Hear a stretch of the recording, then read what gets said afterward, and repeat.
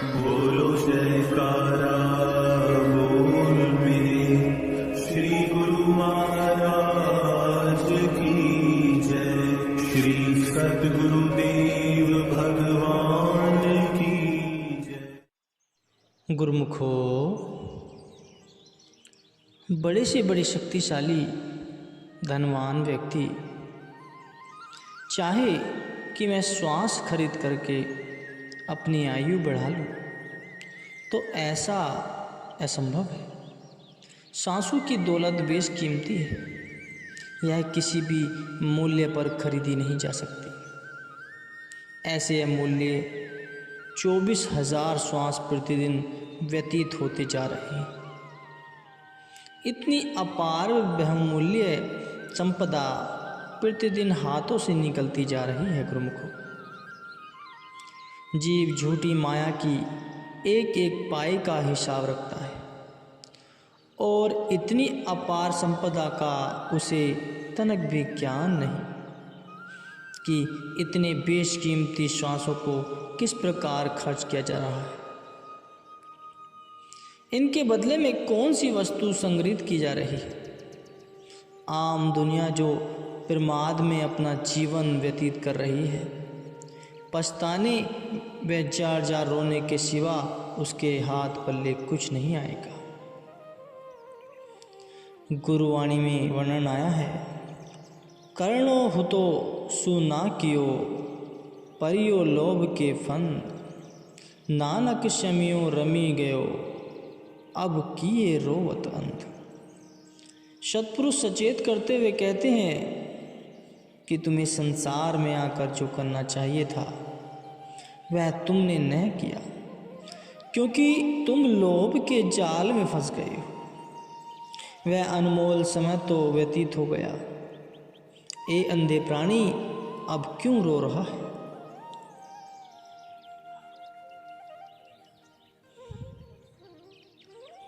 समय का घड़ियाल तो तीव्र गति से चल रहा है। पलक झपकते ही बचपन के बाद कब यौवन और वृद्धावस्था आ जाती है, कुछ पता ही नहीं चलता। जीव हर पल मृत्यु की ओर अग्रसर हो रहा है। महापुरुष जीव को चेतावनी देते हुए कहते हैं कि शरीर, धन, यौवन और तो धीरे धीरे चले जाते हैं। राम के नाम का भजन नहीं किया और विकार युक्त कार्यों को करते करते काले बालों वाली जवानी रूपी रात्रि से सफ़ेद बालों वाली वृद्धावस्था रूपी प्रभात हो गई। नित्य प्रति अनेक प्रकार के भोजन खाते खाते मुख के दांत खिसकर दांत खिस गए। मेरी मेरी करके यह जीव ठगा गया है, फिर भी पाप करते हुए इसे दया नहीं आती। विकारों के इस भयानक दुख सागर में जीव की काया पल पल गलती जा रही है। सतपुरुष श्री गुरु नानक देव जी कहते हैं कि जो संतों के चरण शरण में आ जाते हैं, प्रभु उन्हें हाथ पकड़कर इस सागर से बाहर निकाल देते हैं। जो भी जीव संसार में आया है, चंद सांसों की पूंजी ही संग लेकर आया है और यह 4 दिन का ही मेहमान है। जैसे चौपत्ती फूल के पत्ते पानी के अभाव में मुरझाकर नष्ट हो जाते हैं, ऐसे ही जीव की आयु भी पल पल करके नष्ट हो रही है। क्षण क्षण में यह दुर्लभ काया दुर्बल होकर बुढ़ापे की ओर अग्रसर होती हुई अंततः माटी में लीन हो जाती है। सब यहीं धरा रह जाता है। एक नाम के सिवा कोई भी जीव का संगी साथी नहीं बनता।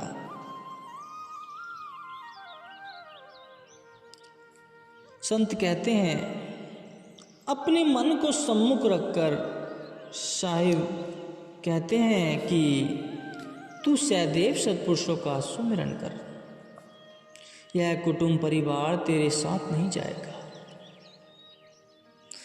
फिर जिसने तेरा साथ नहीं निभाना, तो अपनी सुरती उनमें क्यों अटका रहा है? ऐसा काम भूल कर भी मत करना जिससे अंत में पश्चाताप करना पड़े।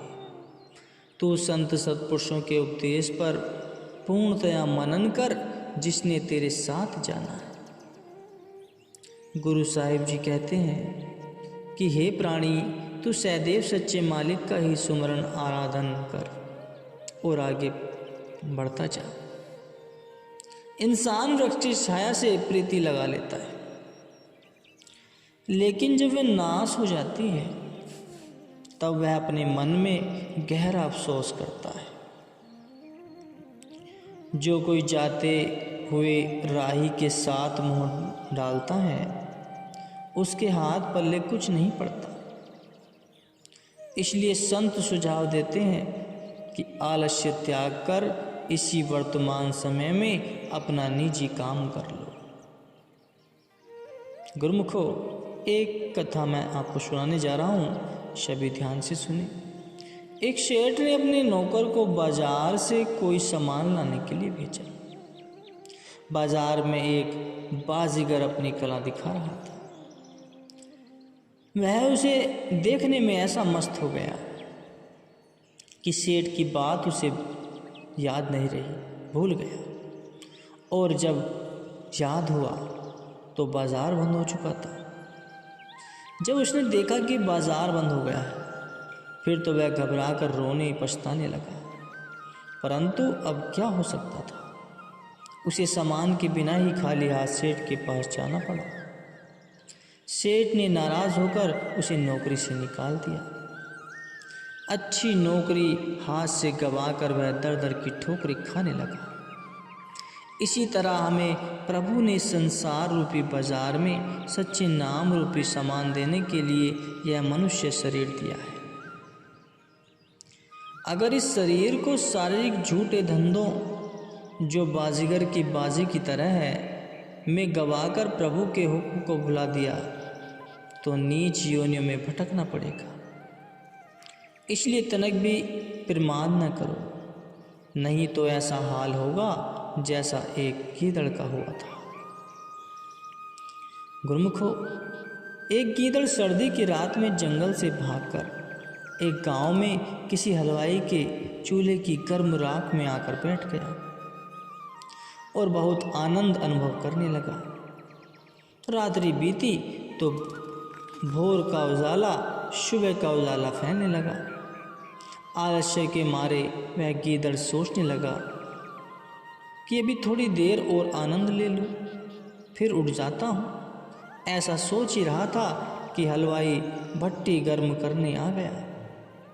आकर उसने देखा कि वहाँ गीदड़ बैठा है तो एकदम डंडा उठाकर उसके सिर पर दे मारा। गीदड़ चीखता हुआ भट्टी से बाहर निकला।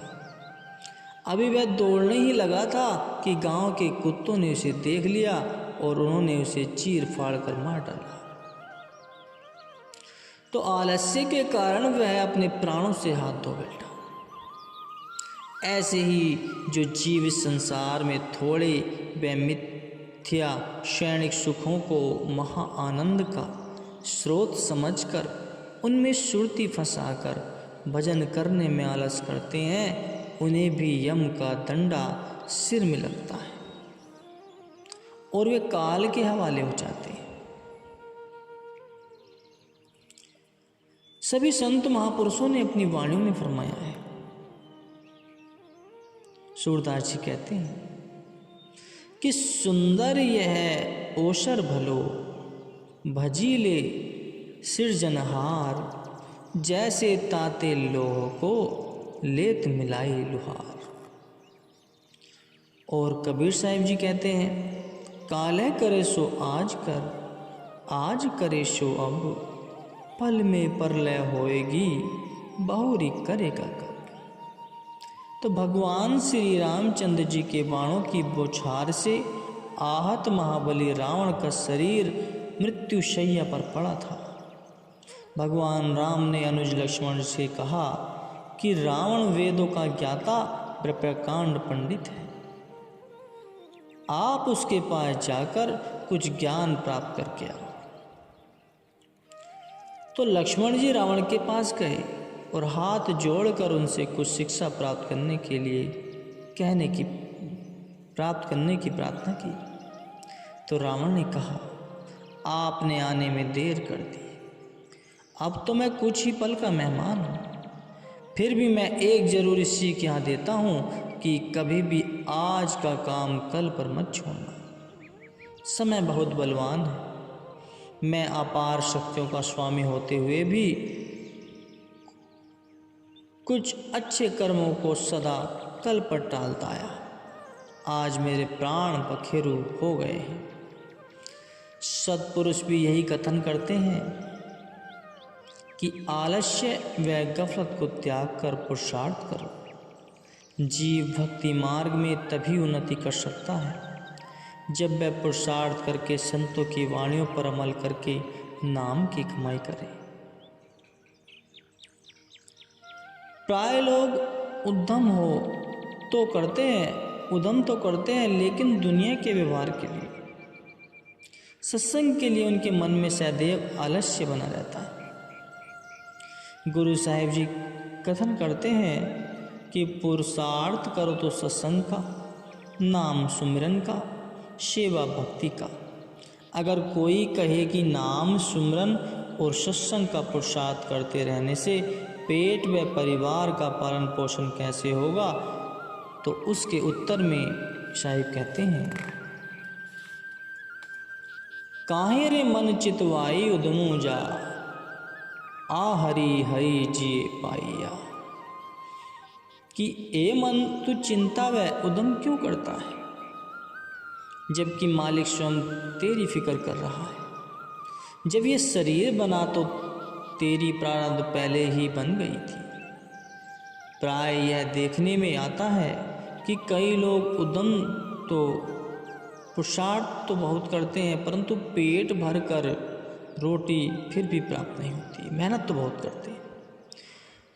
विपरीत उनके कई लोग ऐसे भी होते हैं जिन्हें कुछ किए बिना ही सब सामग्रियां घर बैठे ही उपलब्ध हो जाती है।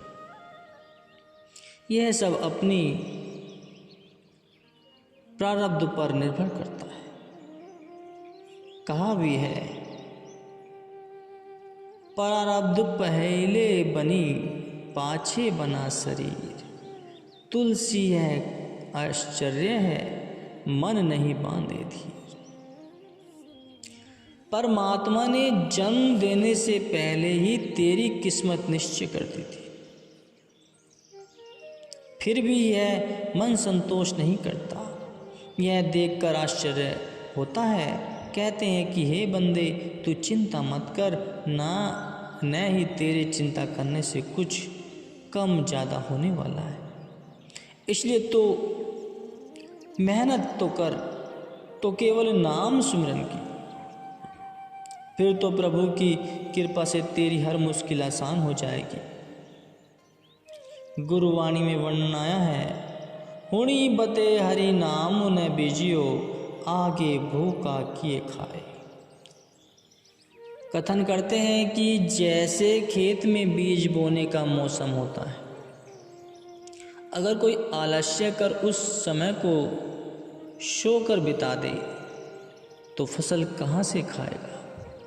इसी प्रकार यह मनुष्य शरीर नाम का बीज बोने का समय है। अगर यह समय नाम के बिना ही बीत गया तो भूखी आत्मा आगे जाकर क्या करेगी। सद्गुरु की प्रसन्नता को पाने का उपाय बतलाते हुए संत कहते हैं, जो सासी गिरासी दिए मेरा हरि हरि, सो गुरुमुखी गुरु मनि भावे। अर्थात जो शिष्य हर श्वास और हर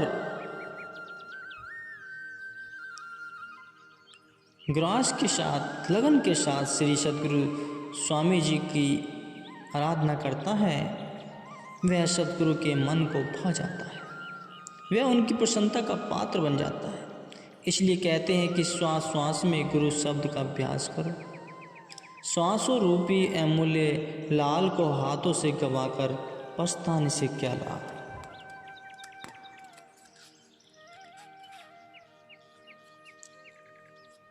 संत फरमाते हैं कि दादू राम संभाली ले, जब लगे सुखी शरीर, फिर ही पीछे पछताएंगा, जब तन मन धरे न धीर।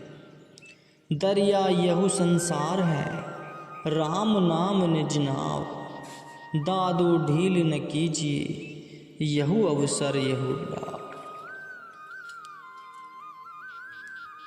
जन्म जन्म भटकत रहो, जेही अवसर के हेत, शो अवसर ते पाइयो, हर दम रहो सचेत। सभी संत सत्पुरुषों ने समय की दुर्बलता को महत्व देते हुए इस दुर्लभ अवसर से पूरा लाभ उठाने के लिए हिदायत दी है। जो आलस्य व प्रमाद में अपना समय व्यतीत कर देंगे, उन्हें बाद में पछताना पड़ेगा।